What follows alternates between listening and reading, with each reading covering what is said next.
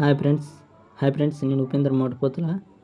ఇప్పుడు మీకు భారతదేశ పీఠభూమి, ఎడారి, మైదానాలు, పీఠభూములు గురించి తెలియపరచడం జరుగుతుంది. ఇప్పుడు మీకు మ్యాప్ పాయింటింగ్ ద్వారా పూర్తిగా వివరించడం జరుగుతుంది. హాయ్ ఫ్రెండ్స్, నేను ఉపేంద్ర. భారతదేశం మ్యాప్ పాయింటింగ్లో చూస్తున్నారు ఫ్రెండ్స్. ఇక్కడ హిమాలయ పర్వతాలు ఉంటాయి, థార్ ఎడారి. ఈ మధ్యలో ఉన్న సింధు నది ప్రాంతాల మొత్తాన్ని గంగా సింధు మైదానాలు అని పిలుస్తారు. వీటిని మాల్వా పీఠభూమి అని అంటారు. నర్మదా నది, తపతీ నది. నర్మదీ నదికి తపతికి మధ్యలో వింధ్య పర్వతాలు ఉంటాయి. తపతీ నది కింద సాత్పుర పర్వతాలు ఉంటాయి. ఇవి ఉత్తర భారతదేశాన్ని, దక్షిణ భారతదేశాన్ని వేరు చేయడం జరుగుతుంది. ఈ ఎడమ పక్కన పశ్చిమ కనుమలు ఉంటాయి, కుడి పక్కన తూర్పు కనుమలు ఉంటాయి. వీటిలో అతిపెద్ద శిఖరం ఏదైనా ఉందంటే అది అనేముడి.